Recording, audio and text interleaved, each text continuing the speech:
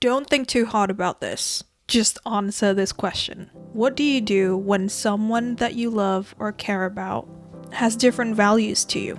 You thought that you are kind of on the same wavelength, and then you suddenly find out that actually they have pretty much the opposite value to you. What do? What is your first inclination? What do you think about them? Does it change or does it remain the same? What do you think is the solution? So in this video, I'm going to be talking about why, as an ally, I'm actually friends with some homophobes, and how this could actually lead to a more compassionate world, compassionate society. I have quite a few points here, but the main reason why cancel culture just doesn't work. We need to learn how to be with people who have different point of views and values to us, because that is almost inevitable. I'm going to be referencing this book, honestly, a lot. Humankind by Rutger Bregman. A quote from that book, right? The American scholar Gordon Allport suspected that prejudice, hatred, and racism stem from a lack of contact. We generalize wildly about strangers because we don't know them. So the remedy seemed obvious: more contact. Essentially, this is why. I don't want to just kind of pigeonhole myself into an echo chamber. I think it's really important for us to kind of be able to tolerate, right? Be able to have these difficult conversations, even if we don't necessarily agree with them. Even if, to some of us, this is kind of like a question of morality, right? And it's hard, right? It's hard to think that, these people who sometimes even believe that some people don't have the right to safety, right? To survival, to even live, right? It's hard to think that you still want to remain friends with them. You still want to kind of give hope, right? This is an act of vulnerability, And obviously, being vulnerable is hard, it's scary.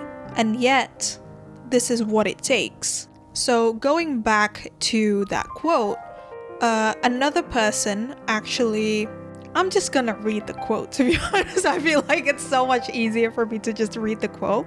Pettigrew and his team rounded up and analyzed 515 studies in 38 countries. Their conclusion? Contact works. Not only that, few findings in the social sciences have this much evidence to back them up. So the reason why contact works, it generates trust, we develop more solidarity, there's mutual kindness, it helps build our empathy, we're able to see things from other people's eyes. So what this all means is that if a lack of contact tends to be kind of a breeding ground for racism and prejudice, then I think if we just immediately cancel someone, right? I'm just gonna use homophobia as a case, but honestly, you can really replace homophobia with anything, with any values that are different to yourself. If we immediately cancel someone, then aren't we essentially kind of doing the same thing? Aren't we essentially perpetuating the very problem that then leads to this kind of behavior or beliefs? If we cancel these friends, are we not doing exactly what they're doing too, which is, something that we don't necessarily approve of? Essentially, what these people believe. And of course, there's nuance, right? Not everyone's going to think the same way. Not everyone's going to have the exact same reasons. At the core of it, it's really excluding someone who is different, right? And yet, if we just kind of discard our friend or disregard them or disrespect someone who has homophobic views, then to us, that is kind of an other, right? That is something different to us. So we're essentially doing the same thing. And I think that is going to create more problems than it does really solve them. Because I also think that, I know that there's like a quote going around, right? That the people that you are around defines you. I don't agree with that. The people that I associate myself with, that doesn't necessarily reflect my own self, my own identity, my own sense of self. It doesn't necessarily reflect my perspectives, my values, because I do, kind of make a conscious effort to still remain friendly and have conversations with people who are different to me. Because even the thoughts that I have, the beliefs that I have, that also doesn't necessarily define me and myself, And I'm talking about capital S self here. I am not my thoughts. You are not your thoughts. You are not the emotions that you're feeling. Sometimes, even if we have like really strong beliefs about something, we don't have ultimate 100% control over the thoughts that come up in our heads. We don't have control over what feelings we actually feel. But like I said, sometimes these thoughts are just absolutely, comes out of nowhere, and it just doesn't define you. Even the actions that you take, if you have done something bad in the past, it doesn't make you a bad person. I think the problem here, if we immediately label someone as bad and we stop being friends with them, I think the message that we are relaying is that based on shame. And the thing is, shaming someone, if we actively actually shame someone or not, and by not I mean distancing yourself from them and stop being friends with them, and you now label them as being a bad person and things like that, it's just ineffective. It's not gonna change them. Not that we even have the power to be changing people anyway. However, the thing is, I just don't think that that is going to help with our agenda. And that agenda, agenda sounds like a fucking, as if we're trying to brainwash people or create a propaganda or whatever, but that's not what I mean. Okay, I'm gonna speak for myself, right? I am an ally. I support the gays because, I don't know, I just think that you're a human, and so you deserve to have all these rights. You deserve to be treated like a human. You deserve to thrive in your life. You deserve to have kindness and be treated with kindness, no matter what. I just don't think that is determined by... There's any determinants, if you're a human, if you are a creature on Earth, then you do deserve kindness. That's just how I view things. And I'm guessing that if you are already, this far into the video, that you hold at least somewhat similar beliefs as well. I just don't think by shaming someone that is going to, create more equality in the world.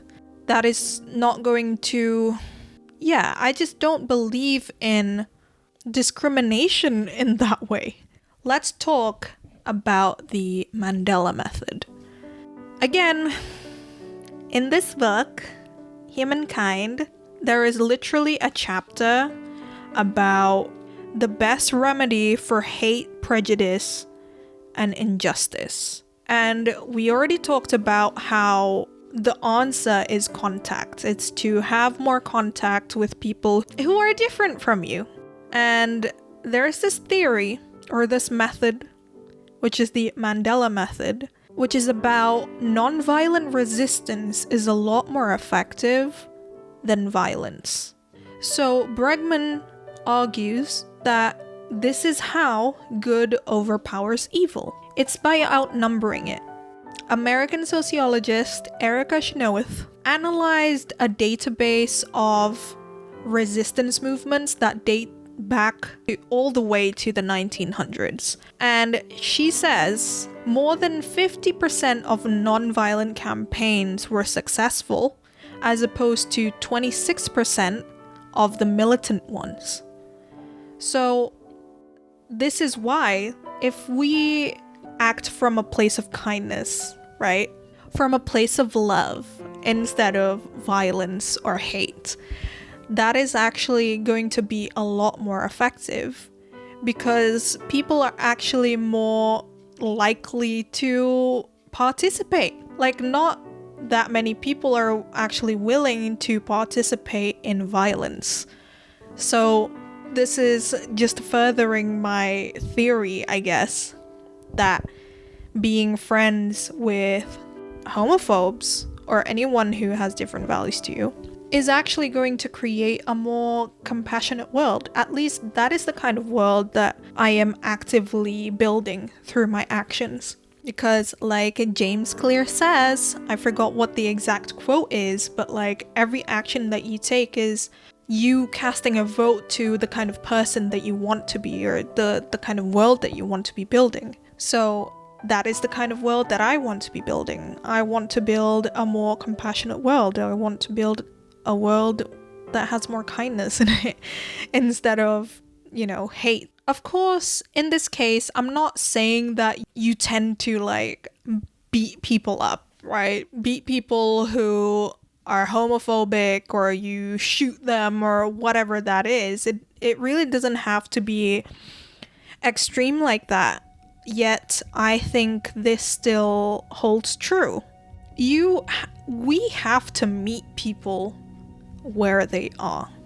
So we want people to listen to us, right? We try so hard to argue for the rights of certain people who are oppressed. And we want them to listen to us. Yet, we, consciously or not, we're not willing to listen to them. But it has to go both ways. It's like when your friend has like a persistent problem, right? And you're fucking tired of them, talking about this boyfriend who is so fucking obviously abusive, and then you keep telling them that, and you keep giving them advice about how they need to leave this relationship, and why can't you fucking see this, and the thing is, how effective is that?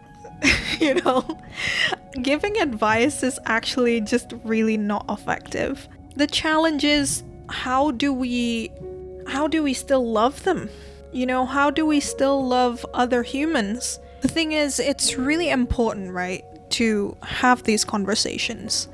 I think, as allies, it is our role to be anti-racist, to be anti-oppression, right?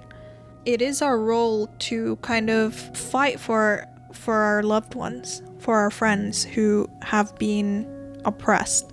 I mean, that's just one of the ways, right? If you're open about it to someone is going to be more willing to listen to you too, One time, one of my loved ones, who I already know that they have kind of like homophobic views and things like that, they actually came to me and was like genuinely concerned and confused about their good friend who turns out to be gay.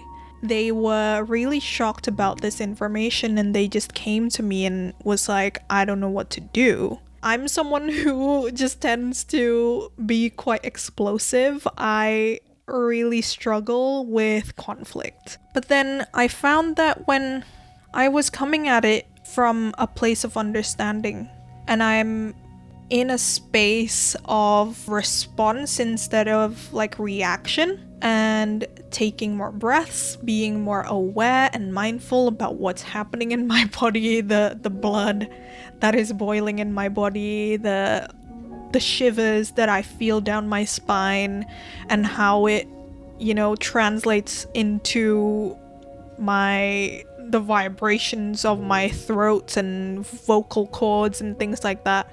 When I'm more aware of that and I'm approaching this person, right, my loved one, from that kind of place, they were surprisingly, because I know that they have they're very firm in what they believe. These kinds of topics are very activating for them. They were just more open to listening. I don't know what the hell I said, but I know that that's kind of the effect that conversation had. And I think that's important to have, even though that's not the only way. I feel like that's not the only solution, is just to be talking to them. I also wanted to make that clear that the goal here isn't just to, remaining friends with them isn't to convince other people. It's really not to kind of make them change their minds. I just think, I already said this, we might not necessarily have the power to do so. It's really just about acceptance of life, I feel like when we do arrive at a more equal society, to a more compassionate society, it doesn't mean that we're all going to have the same exact values, right? We're still going to be different. We're still going to have different thoughts, different ways of seeing things, different ways of thinking and believing and all that kind of stuff, right? The point is just to, again, accept this kind of fact of life, this fact of society, that we are all different. And if we just accept the fact that we are different and that's okay, I feel like, that creates more space for people to be more authentic, to really stay true to themselves, to really live out the essence of who they are, who we are, right? That's kind of the point here, I think it's also worth kind of sitting with and reflecting on why these people have these beliefs, right? It may be that this is just what they grew up with. This is just the beliefs that just keep on being passed on and on and on intergenerationally. And maybe it's even unsafe for them to explore different perspectives. Who knows? I do believe that a lot of people are actually more tolerant than we think they are. They just don't necessarily have the courage, or they don't necessarily know how to be their authentic selves. What I'm trying to say in this instance is that, maybe there's actually a lot of people who are actually more tolerant, but they're just kind of following the beliefs that are more common, because they think that that's just how you are supposed to believe and act. They may not have the tools. We are also literally conditioned by colonialism, a system that alienates otherness. I have more of a systemic thinking, I guess. So I hold the belief that our systems that we are living under really, really, affect and condition us, the way we live, the way we think, what we feel, what we desire, whatever, everything, So that's the system that structures our society. While at the same time, humans have this fundamental survival need of belonging. So again, maybe people are just trying to keep themselves safe, essentially, by displaying, I don't know, homophobic behaviors, for example, just making fun of someone just because your other mates are doing it as well. And you're afraid that if you don't join in on them, if you don't also laugh at your friend who presents as male wearing makeup or something, then you might get in trouble, right? So I guess these are just some things to consider, right?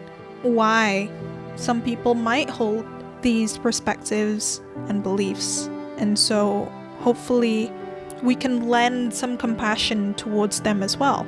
The thing is, I think it just takes a lot of resilience.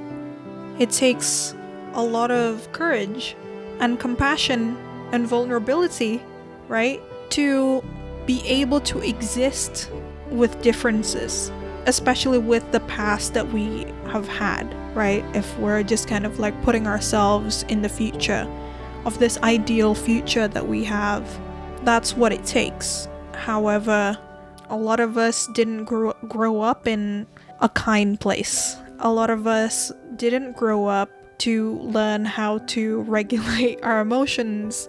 A lot of us grew up with very extreme thoughts planted within us, right? As we already discussed.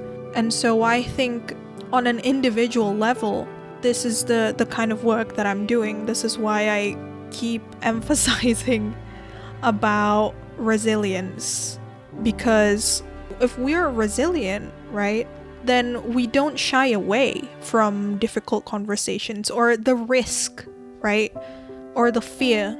If we have a strong sense of self, then we're not afraid of being swayed by what other people think. We don't identify with the thoughts that other people have. The ego wants to be the best. The ego wants to win or whatever, and that is why we then kind of like engage in fights with people who have different, when it comes to politics, right? Or all these sorts of taboo topics that you don't want to bring to the dinner table. And so, if you are on that journey as well, then please know that I offer one-on-one coaching to cultivate resilience. This is the work that I do. I help people, tender souls like yourselves, who are here to really make a change in the world. I know that you have the warmest hearts deep inside, and that you are so capable of changing the world. Maybe you see that already, maybe you don't. I believe that that's within you, especially if you are either like following me for a long time or, you know, you're still here in this section of the video. Then I truly believe in that, right? If we come together, then we are so able to change the world, to eliminate this unnecessary suffering in our society. So please know that if you're on this journey of cultivating more courage in your life, whether that be to live more authentically yourself, to live your creative truth, or you want to participate in change, in changing the world, then here's your invitation. Join me. I can support you in doing that. Links are down below if you are interested in booking, even just talking about this. You know, we can just have a chat. We'll come up with a plan, you know, of how I can support you, because I have many different offerings actually. But that is what I do. Coaching and tarot readings to help discover yourself, so you can have more of that grounded sense of self, so that you know your shadows. You are able to really control that steering wheel and drive to where you want to go. Thank you so much for watching. If you're still on this YouTube binge, then I recommend you checking out this video next. And I'll see you again soon, or over there, or in our coaching call, link down below. Bye!